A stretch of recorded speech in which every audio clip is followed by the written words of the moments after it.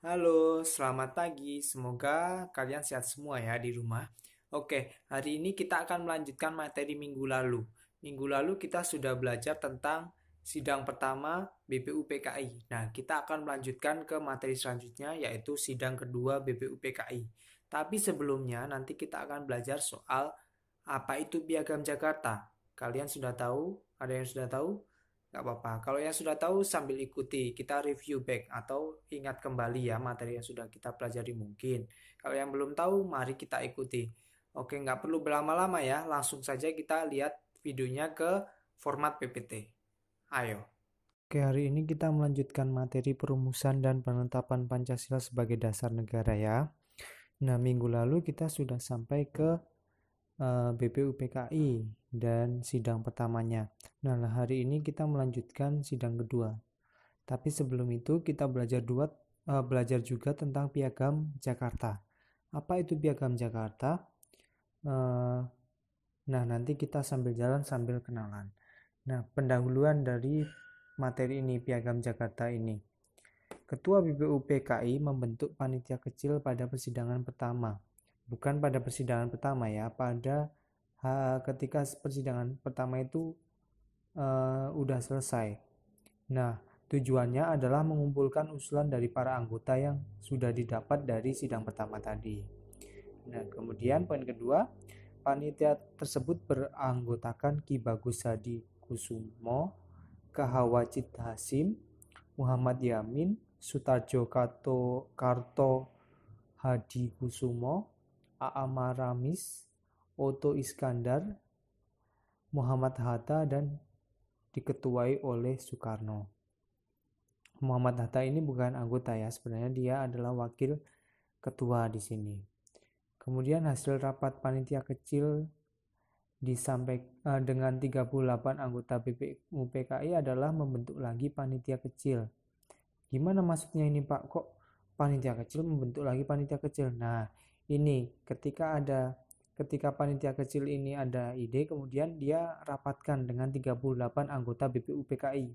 Dan ini bukan termasuk sidang ya, hanya rapat sebentar aja. Nah, keputusan dari rapat itu adalah membentuk tim kecil lagi yang terdiri dari 9 orang anggota. Dikarenakan belum tercapainya kesepakatan rumusan dasar negara. Nah, di sini ada kesalahan typo sedikit dikarenakan belum tercapainya. Nah, itu kesalahan sedikit. Belum tercapainya kesepakatan rumusan dasar negara. Jadi di sidang pertama tadi udah beberapa ada yang tentang Pancasila dan ringkasan dari Pancasila atau disebut apa tiga sila itu. Nah, tapi dia belum ada kesepakatan sebenarnya rumusan dasar negara mana yang hendak dipakai gitu ya. Nah, 9 orang panitia kecil ini selanjutnya dikenal dengan nama Panitia 9. Pada 22 Juni 1945, tepatnya malam hari, Panitia 9 mengadakan rapat di kediaman IR Soekarno. Dari rapat tersebut kemudian menemukan kesepakatan terkait rancangan pembukuan hukum dasar atau undang-undang dasar. Ada 3 nama sebenarnya dari rancangan tersebut, tapi nama yang lebih tenar saat itu adalah Piagam Jakarta gitu ya. Nah, ini kita masuk slide selanjutnya, ada hasil rapat Panitia 9. Pada 22 Juni 1945, Panitia 9 mengadakan rapat di kediaman IR Soekarno, sama seperti tadi. Ada 3 nama dari rancangan tersebut, namun nama yang lebih dikenal adalah Piagam Jakarta. Adapun isinya adalah sebagai berikut. 1. Ketuhanan dengan menjalankan syariat Islam bagi pemeluk-pemeluknya. Kemanusiaan yang adil dan beradab. 3. Persatuan Indonesia.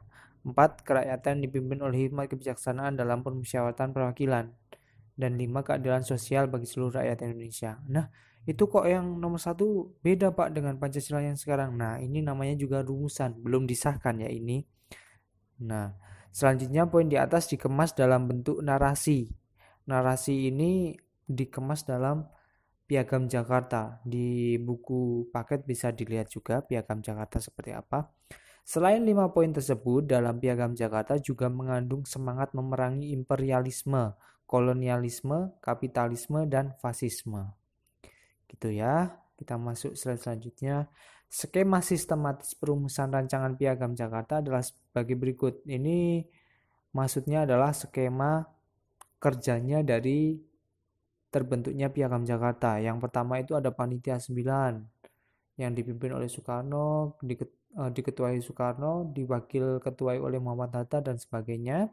Panitia 9 itu mengadakan rapat Panitia 9 dan dari rapat Panitia 9 itu didapatkan Piagam Jakarta.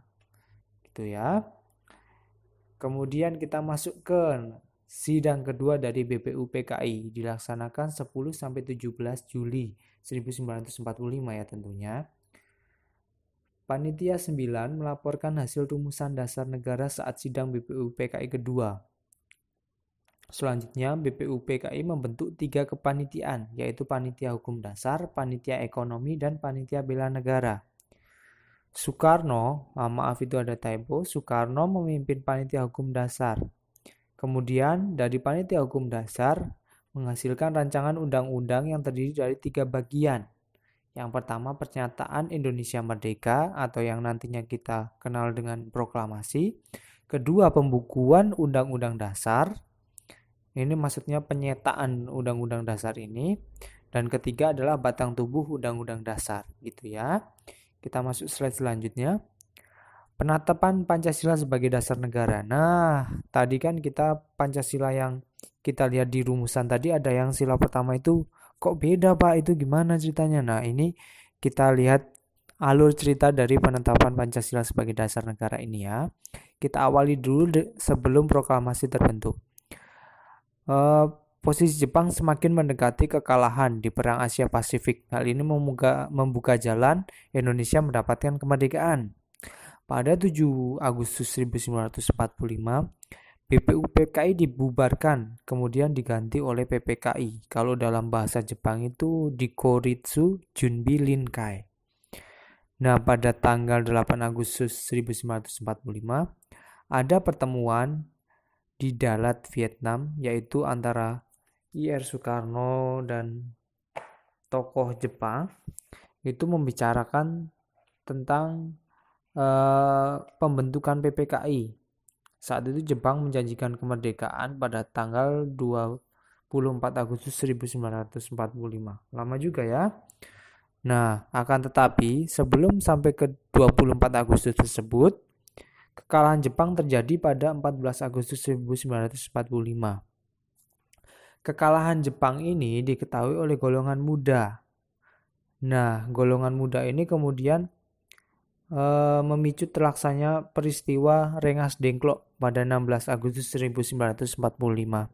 Nah, perlu kalian ketahui, pertemuan Rengas Dengklok ini terjadi antara golongan muda dan I.R. Soekarno. Saat itu I.R. Soekarno diculik, kemudian diculik di sini bukan artinya negatif, kemudian dicelakai itu bukan ya, tapi dikasih masukan supaya proklamasi itu dibacakan lebih cepat, secepat-cepatnya.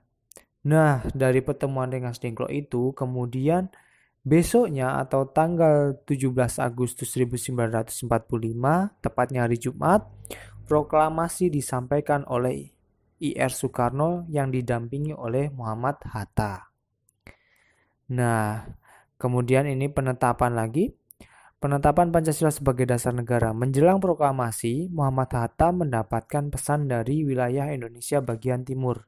Pesan yang dikirim ini adalah tokoh-tokoh Indonesia bagian timur ya. Mereka merasa keberatan pada bagian Piagam Jakarta, yaitu pada poin ketuhanan dengan kewajiban menjalankan syariat Islam bagi pemeluk-pemeluknya. Mungkin di sini mereka keberatan karena di situ hanya ada satu agama berarti yang dianggap di Indonesia, yang disahkan di Indonesia. Oleh karenanya, Muhammad Hatta setelah bertemu dengan Ki Bagus Hadikusumo dan K.H. Wahid Hasyim serta Mr. M.R. Kasman Singudi Mejo dan M.R. Teguh Muhammad Hasan mengadakan suatu rapat. Hasilnya merubah poin tersebut menjadi poin yang bunyinya adalah ketuhanan yang Maha Esa. Pada tanggal 18 Agustus 1945 dilaksanakan sidang PPKI dan disampaikannya rumusan Piagam Jakarta tersebut. Perubahan rumusan Piagam Jakarta tersebut. Dalam sidang ini, Pancasila yang termuat dalam alinea 4 UUD 1945 resmi disahkan. Kemudian urutannya juga berubah, tidak seperti yang pertama tadi di rumusan. Nah, adapun urutannya adalah sebagai berikut. Nah, ini Anda bisa dibaca sendiri ya, sama di buku. Cuma ada sedikit salah ketik juga, typo. Yaitu yang poin pertama adalah ketuhanan yang Maha Esa. Yang kedua, kemanusiaan yang adil dan beradab. Yang ketiga, persatuan Indonesia. Keempat, kerakyatan yang dipimpin oleh hikmat kebijaksanaan dalam permusyawaratan perwakilan. Dan yang kelima adalah keadilan sosial bagi seluruh rakyat Indonesia. Nah, ini pertemuan kita hari ini ya. Materi hari ini sudah cukup. Besok minggu depan kita akan masuk ke poin selanjutnya, yaitu bagian B, komitmen para pendiri negara dalam perumusan dan penetapan Pancasila sebagai dasar negara.